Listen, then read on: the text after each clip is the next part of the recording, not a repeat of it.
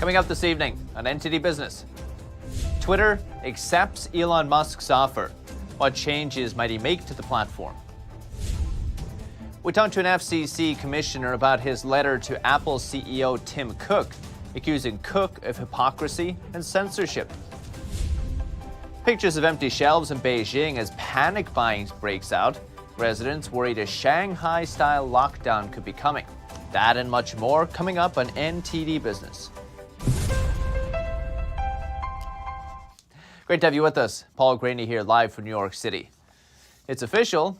Twitter has accepted Elon Musk's $44 billion offer. The deal will put the world's richest man in charge of one of the most influential social media platforms. In a statement, Musk said, quote, "Free speech is the bedrock of a functioning democracy, and Twitter is the digital town square where matters vital to the future of humanity are debated." He says he wants to make Twitter better and listed several changes. We'll have more details than that in just a minute. Musk will pay $54.20 per share to shareholders, roughly a 5% premium on today's price. The platform has about 217 million daily active users, but it recorded a $200 million loss last year. Now, industry observers will be watching if any of Musk's changes will be enough to attract new users, or maybe bring back some old ones. Twitter will report first quarter earnings this Thursday.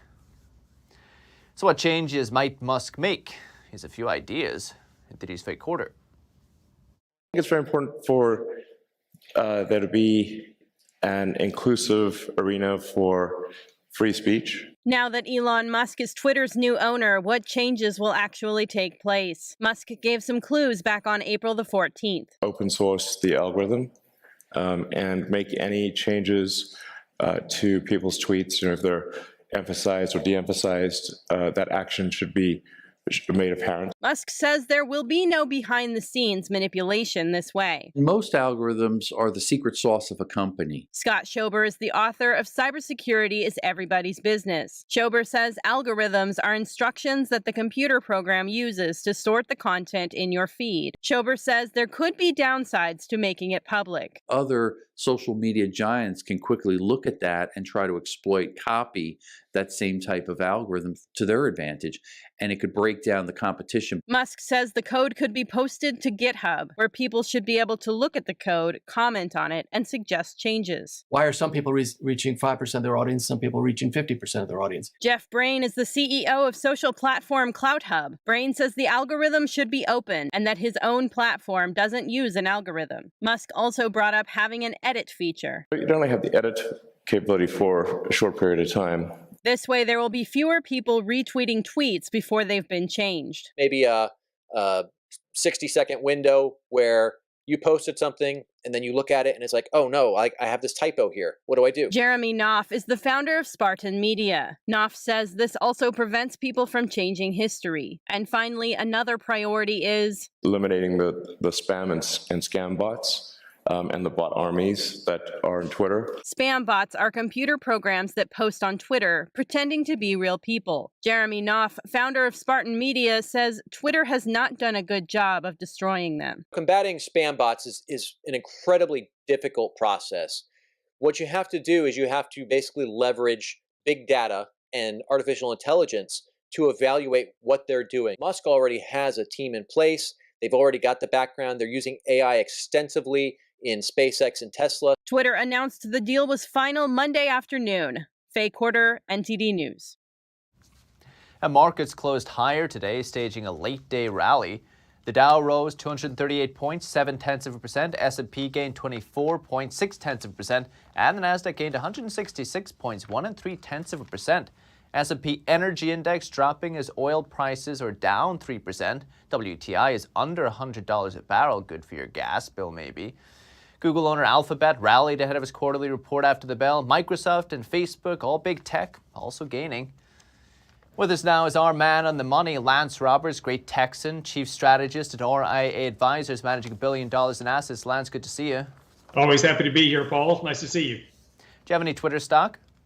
No, unfortunately not today. Would you like to have some? Yeah, I would have liked to have had some. It was an interesting trade overall, with Elon Musk, and of course now he's taking the company private. The big question here, though, is does Twitter actually make enough money to justify a $44 billion cash value, right? So a lot of the value of Twitter was simply the price of the stock by the number of shares outstanding. The revenue certainly is going to make a challenge to try to make this a private company being profitable, pay back that $44 billion. So let's talk about it then, because I assume the shareholders put a lot of pressure on the board to actually put this deal through. You think they're thinking the same way as you are? Oh, absolutely. Look, at the end of the day, the initial pushback by Twitter was fraught with a lot of problems because they were pushing back on the idea that he was going to take this company and he was going to make it a platform for free speech, which is not what they wanted. But they have a responsibility to shareholders, and the value that was being offered was well above the intrinsic value of the company. So as a duty to shareholders and not to get sued by their shareholders overall, I mean, if they had continued to push back on Elon Musk, they would have been sued by shareholders. So the actual resolution was not a surprise, even after they passed the poison pill. It was only a function of time until that bid took hold. As an investor, would you bet on Musk to make it happen, make it profitable? It's social media is a tricky environment, and there's a lot of companies out there that have tried to intervene in the space, right? Parler, others, and have not really been able to get the foothold that Twitter, Facebook, and YouTube have done. And so the question is Twitter's already an established place. However, interestingly, young people don't use Twitter. They use Instagram, which is a property of Facebook. They use TikTok and Snapchat, which is also a public company. So whether or not Twitter can maintain its value is going to be questionable in the future, because it's going to be more of a demographic issue as much as it is just a user issue. Are you surprised he pulled off the deal so quickly? Yeah, actually the turnaround was pretty quick, but he got some pretty heavy duty backers to help him out as well. Not surprising. I mean, as much money as he's worth, banks were more than happy to loan him, a couple of $1 billion here and there. So not surprising he got it done. And down on Wall Street, looked like it was going to be a pretty red day this morning, right? Things turned around kind of big style about 2 p.m. You think someone's buying the dip? Yeah, absolutely. We were talking about this in our daily market commentary over the last few days, is that markets are very oversold short term. We were approaching the March lows. We bounced right off those March lows this morning, got a bit of buying. Now, interestingly enough, the buying today, and you mentioned this coming in about oil prices, if you saw where the buying was today, it was in the cyclical stocks, primarily the technology stocks, suggesting that maybe that inflation trade's a bit behind us. And that's something important here, because as the Fed starts to raise rates, interest rates, and start to taper their balance sheet in May, one of the things I think they're going to note is that inflation may now kind of be in the rear view mirror, the peak of inflation. And I think that was a little bit of what was being reflected today, the shift back from this inflation trade of energy stocks, et cetera, back into more of the deflationary trade or disinflation trade of companies like tech that can grow earnings in a slower economic environment. As always, Lance Roberts, RI Advisors, appreciate it. Thank you. My pleasure. Thank you. And the group that organized a union at an Amazon warehouse in New York City has set its sights on Staten Island. Hundreds of Amazon employees at a local sorting facility held a rally in front of the union. New York Rep. Alexandria Ocasio-Cortez and Vermont Senator Bernie Sanders met with workers there Sunday. Employees of the sorting facility, known as LDJ5, will decide whether to vote to join the Amazon Labor Union. That's the name of the newly established union representing warehouse workers.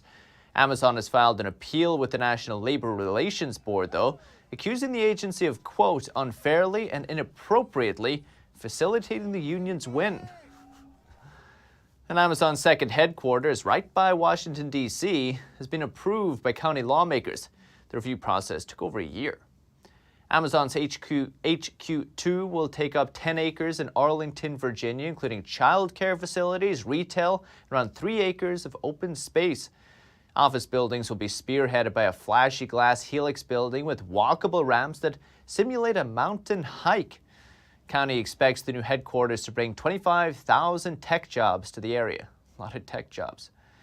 And mega fund Blackstone is buying even more real estate. This time it's buying PS business parks for over $7 billion.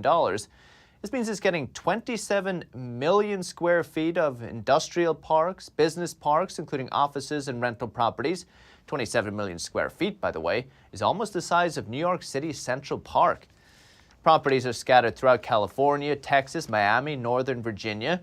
And this is just the latest in its estate buying spree. It's been spending billions on real estate, including America's biggest publicly traded student housing developer, American Campus Communities. Remember those crypto ads from the Super Bowl just a while ago? Well, they certainly got a lot of attention, but did they convince you or anyone you know? NTD's Phil Zoe reports. Over 200 million people tuned into the Super Bowl this past February. That means a lot of eyes were on at least one of the 4 crypto ads that played during the game. The goal was to make the top brands known in each of the households that were watching the Super Bowl. But were the ads successful in getting new crypto customers? Where so many folks have known about it and known about the potential, and people are coming on board with all their new stimulus checks and the Biden bills that were sent out.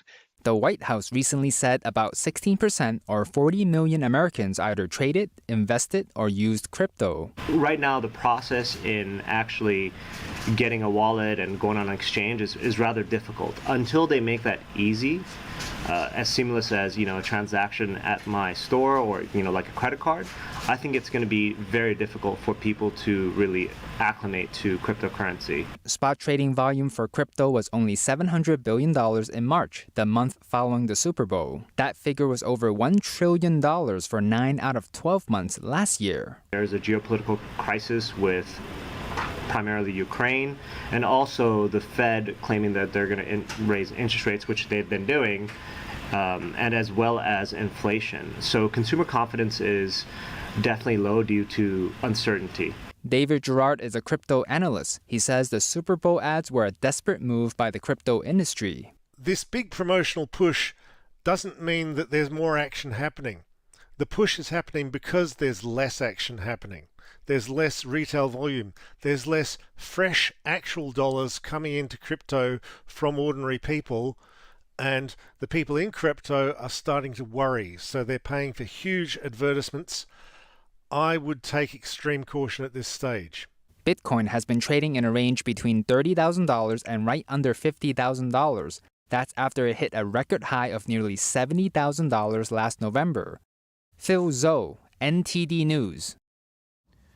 An FCC commissioner is calling on Apple for censoring content in China. The FCC senior Republican Brendan Carr is especially concerned about Apple blocking the Voice of America app in China, calling it, quote, deeply troubling. That's in a recent letter to Apple CEO Tim Cook. He says it's hypocritical that Cook gave a speech in D.C. recently lauding free speech, while at the same time helping the CCP censor things in China.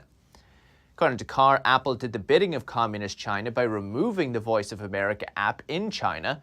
The app is funded by Congress. VOA's website says it exemplifies the principles of a free press and seeks to tell the truth. The Chinese regime, in contrast, blocks many foreign social media and news websites. Carr said China isn't becoming more open because Apple is doing business there, far from it. He ended his letter by asking Cook whether Apple will restore access to the VO app in China. He wants an answer by Friday. We reached out to Apple for comment, but haven't heard back yet. So with us is Federal Communications Commissioner Brendan Carr. Commissioner, thank you. Great to be with you. Thanks. Commissioner, how and when did you find out that Apple China had blocked the VOA app? Yeah, just a couple weeks ago, I've been doing a lot of work into Voice of America in connection with trying to get news and information, unbiased, unfiltered, into countries all over the world. And that's when I learned that the VOA app is repeatedly taken down by Apple, apparently at the behest of communist China. And so I decided to send a letter to Apple about that. I feel this is a symptom of a broader tensions that are growing between the U.S. and China.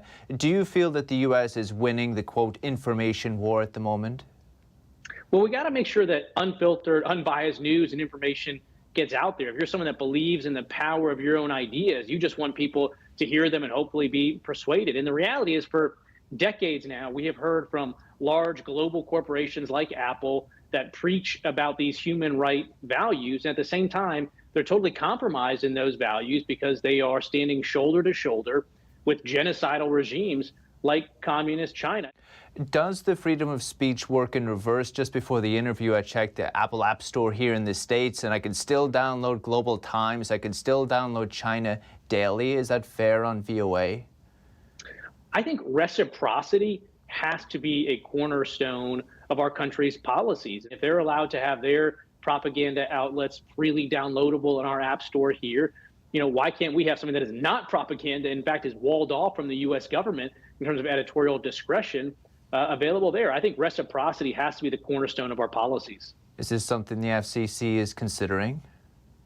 There's limited, if any, role for the FCC from a regulatory perspective, but I think it's incumbent on me as a commissioner in my job in terms of trying to promote more speech, particularly on the internet, to speak out when we see conduct like this and hold people accountable. Again, I think it's quite hypocritical for someone to come to Washington and give this speech while they're engaged in that type of conduct in China. I think it's incumbent on all of us to call that out.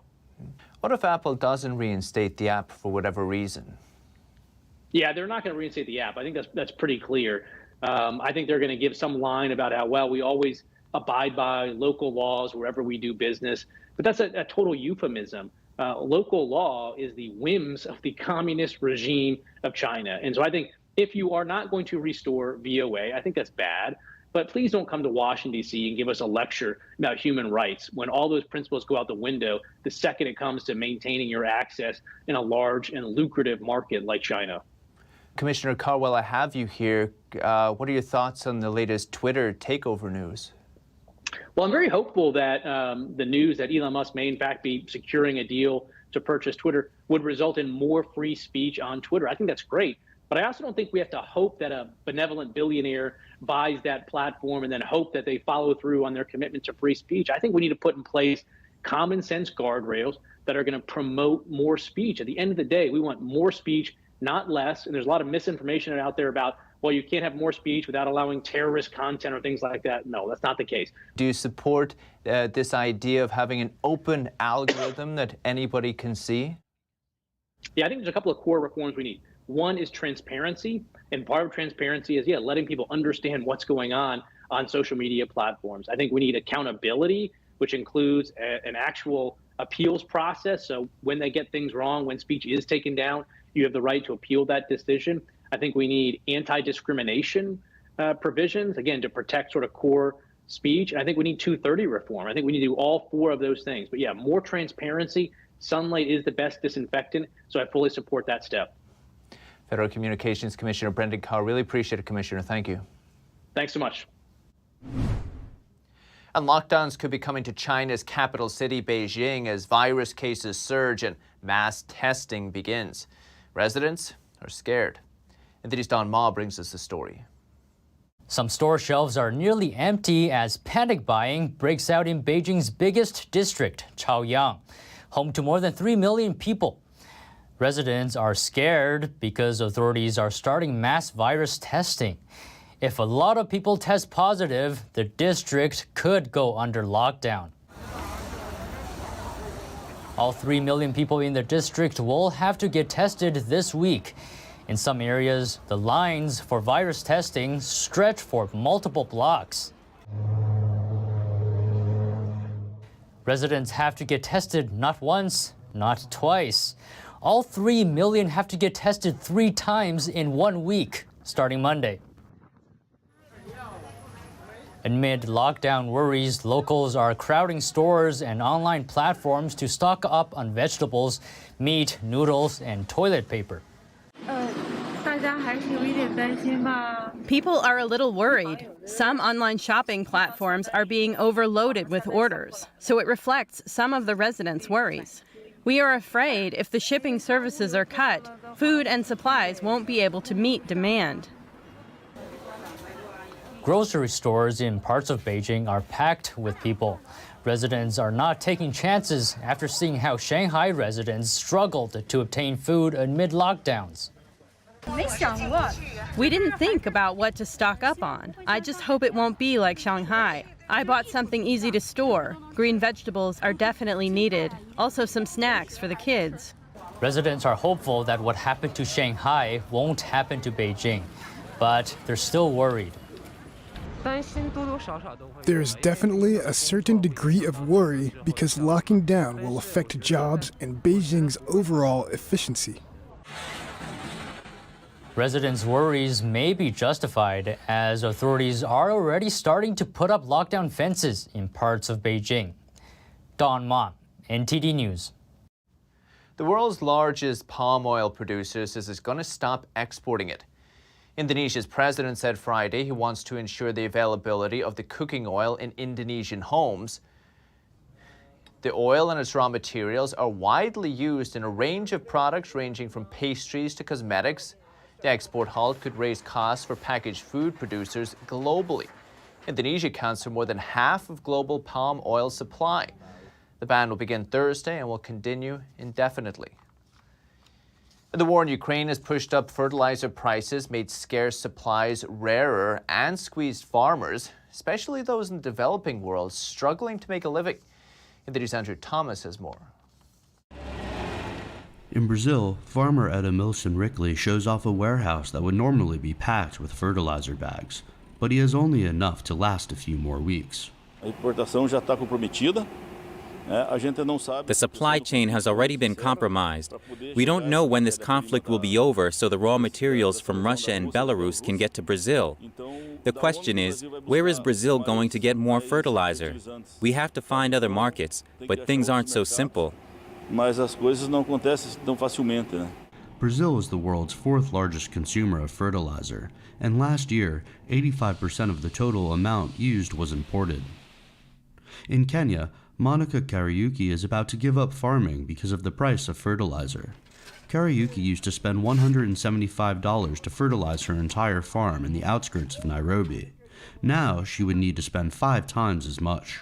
I used to spend about $175 for fertilizer for the whole farm, but now it will go up to $875. What I can see is that I can't continue with the farming business. Because of the losses, I'm quitting farming to try something else. And many developing nations already face food scarcity challenges. The number of people facing food insecurity has increased over the last year, especially after the pandemic, to over 800 million people.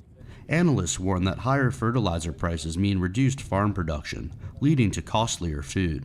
Andrew Thomas, NTD News. Still to come, stay with us. A London car show features some of the most expensive cars from the past and present on the grounds of the iconic Royal Chelsea Hospital. And an important costume from the Wizard of Oz going up for auction. Where has it been hiding all this time? That and more coming up on NTD Business.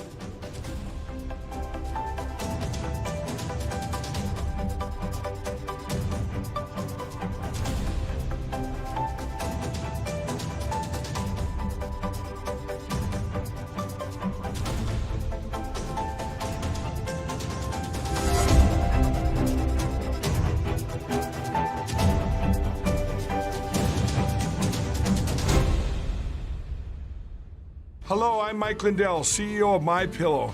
Retailers, shopping channels, and now even banks have tried to cancel myself and MyPillow. During these times, your support has meant everything to us.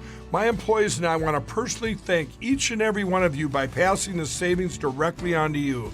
For example, you can get my Giza Dream bed sheets for as low as $39.99 a set. That's a savings of 60% and the lowest price in history. And remember, they're made with the world's best cotton, grown where the Sahara Desert, the Mediterranean Sea, and the Nile River all meet. They come with my 10-year warranty, and I guarantee they'll be the most comfortable sheets you'll ever own. So go to MyPillow.com now and use the promo code on your screen, or call the 1-800 number below to get my Giza Dream bed sheets for as low as $39.99, the lowest price in history. If you do it right now, I'm also going to include a free gift with your purchase. Thank you and God bless. Oh, hey, doesn't it feel like there's communists everywhere? In fact, the Chinese Communist Party has been subverting America from every angle. So whether it's compromising our politicians, controlling Hollywood, manipulating Wall Street, or infiltrating our schools, they have stopped at nothing to take down America. And I believe that in order for us to not become like China, we need citizens who know the truth. So go on over to getepic.com, stay informed with a subscription to the Epic Times, and you will get instant access to this infographic.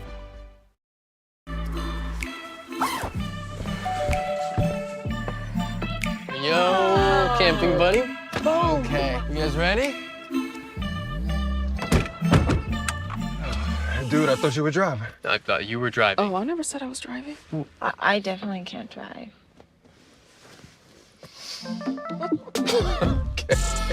If you're high, just don't drive. It's illegal everywhere. If you feel different, you drive different.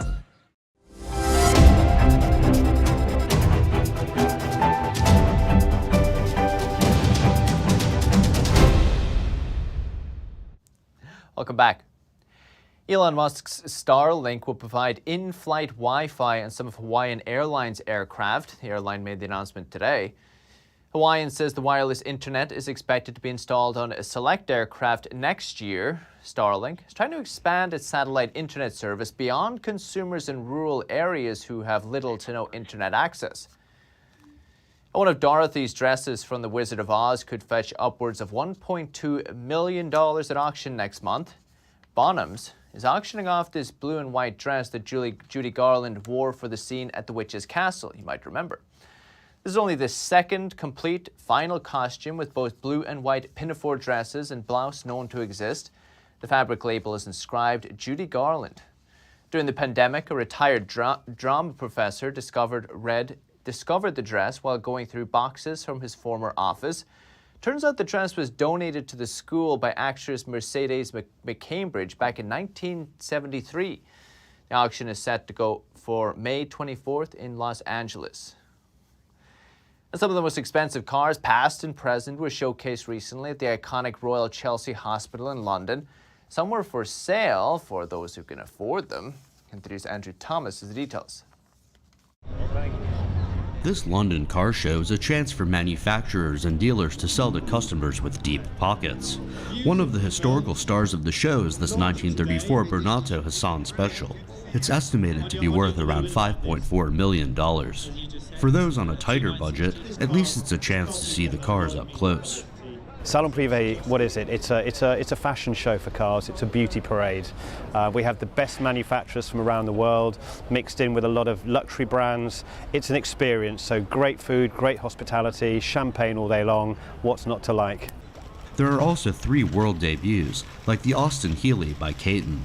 It's based on the original 1954 Austin Healey, but it's been updated with modern manufacturing and made a bit bigger to accommodate modern-day, larger drivers. It costs $500,000 with a 12-month wait for delivery. I think the Austin Healey has a beautiful form. Both the exterior design is fantastic. Back when they were making the cars in the 1950s, they had certain compromises that they had to make to the car in the way they manufactured the car. And we've been able to use modern manufacturing techniques to change that and improve it. One of the classics that's gone electric is this Mustang. It's based on a 1967 fastback model. It keeps the iconic silhouette of the 67, but is now built in much lighter carbon fiber panels. The car will start from $450,000 and 499 of them will be produced. People want to drive design icons. Soon it's going to be more and more difficult, but with this car, it's a zero emissions car. It's full of the latest technology. Salon Privé launched 17 years ago. Andrew Thomas, NTD News. Very cool. That's the latest from the NTD Business team and myself, Paul Graney. You can still catch NTD Evening News. That's with Stephanie Cox at 6:30 p.m. Eastern. Follow me on Twitter, too, if you're there. For NTD Business, it's all for today. Thank you for watching. We'll see you tomorrow.